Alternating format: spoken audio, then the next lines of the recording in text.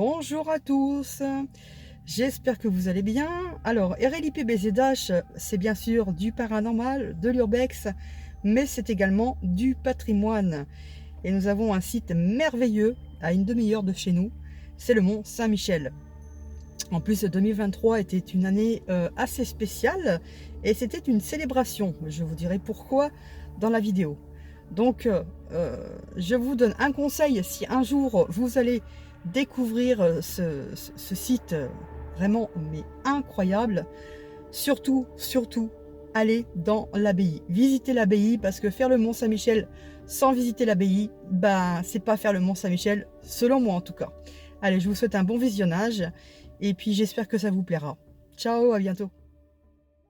Avec près de 3 millions de visiteurs par an, le Mont Saint-Michel est le site le plus visité de France en dehors de la région parisienne. Et les célébrations qui ont entouré en cette année 2023 le millénaire de la pose de la première pierre de l'abbatiale du Mont Saint-Michel a attiré encore plus de monde. Certes, le Mont Saint-Michel est un site touristique incontournable, mais parlons un peu de son histoire avant de regarder le magnifique spectacle son et lumière élévation de l'été 2023 au sein même de l'abbaye.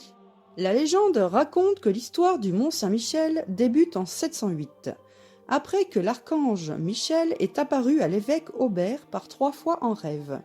Saint Michel lui aurait demandé l'édification d'un sanctuaire en son honneur sur une île appelée le mont Tombe.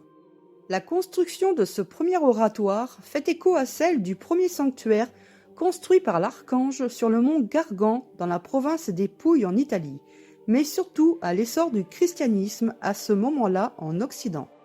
En 966, le duc Richard Ier de Normandie installe sur le mont des moines bénédictins. Une première église est alors construite.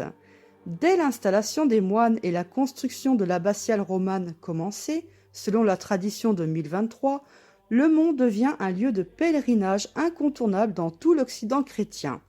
Ils viennent demander protection et salut de leur âme à Saint-Michel. En parallèle, l'abbaye commence à produire, conserver et étudier un grand nombre de manuscrits. Elle devient alors un centre majeur de la culture durant le Moyen Âge. Véritable carrefour politique et intellectuel, l'abbaye du Mont Saint-Michel accueille des pèlerins de toutes conditions, y compris plusieurs rois de France et d'Angleterre, tels que Saint-Louis, Louis X, Anne de Bretagne ou bien encore François Ier. Véritable prouesse architecturale, l'abbaye donne le vertige et désoriente. Ce qui interpelle, c'est sa verticalité. Son implantation au sommet et à flanc de rocher impose une organisation complexe en superposition et enroulement. Point stratégique en plein cœur de la baie, l'abbaye est aussi une forteresse du duché de Normandie au cours du Moyen Âge. Pendant la guerre de Cent Ans, le Mont Saint-Michel résiste. C'est notamment grâce à l'édification de puissants remparts, mais sans doute aussi grâce au va-et-vient incessant des marées. Le mont subit un siège anglais et à partir de 1423 et en sort victorieux en 1434, il devient alors un symbole de victoire pour le royaume de France. En 1421, le chœur roman de l'église s'effondre. Il est remplacé à la fin de la guerre par l'actuel chœur gothique flamboyant. Suite à la Révolution française, les moines doivent abandonner l'abbaye, qui devient une prison d'État. Jusqu'en 1863, 14 000 prisonniers passent dans cette Bastille des mers, comme on l'appelle, où marées et sablons mouvants rendent impossible toute évasion. Les familles des prisonniers remplacent alors les pèlerins qui fréquentaient jadis les ruelles du village. L'État nationalise les biens du clergé. Devenue maison centrale au XIXe siècle, l'abbaye voit la plupart de ses espaces totalement réaménagés, dans le but d'accueillir le plus grand nombre de prisonniers de droit commun et d'autres prisonniers politiques. Parmi ces prisonniers illustres, l'abbaye du Mont-Saint-Michel compte Armand Barbès et Auguste Blanqui, farouches opposants à la monarchie de Juillet. Cette période carcérale, bien que sombre, a contribué à sauvegarder l'abbaye d'une destruction complète.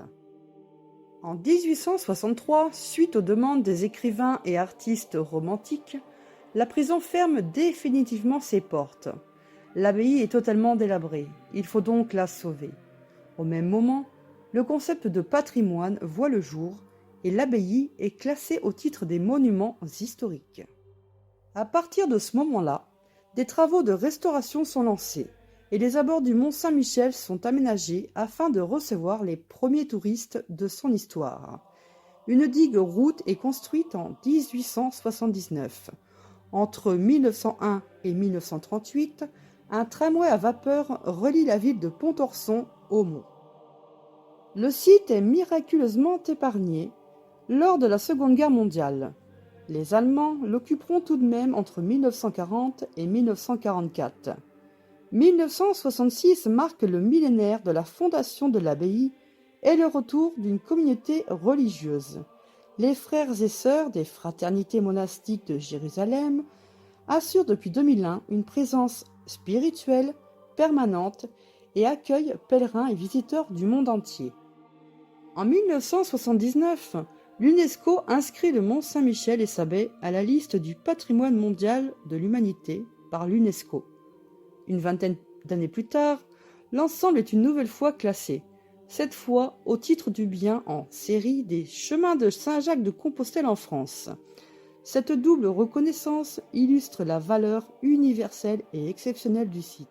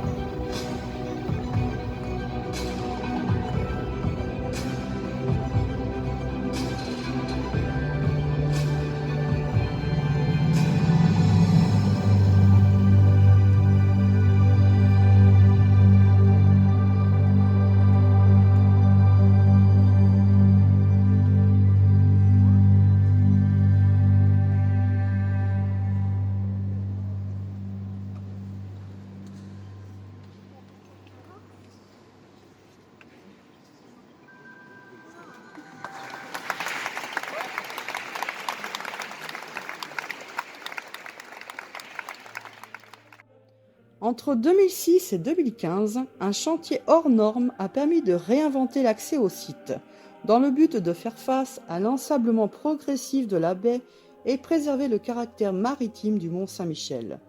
Les parkings ont été réaménagés sur le continent, l'ancienne digue route a été détruite au profit d'un pont passerelle. L'année 2023 aura été aussi marquée par l'arrivée des zombies au Mont. En effet, en tournage en France, la série dérivée de The Walking Dead, Daryl Dixon, avait fait escale au Mont-Saint-Michel début mars pendant 2 jours. Des figurants locaux avaient ainsi joué la comédie pour l'occasion.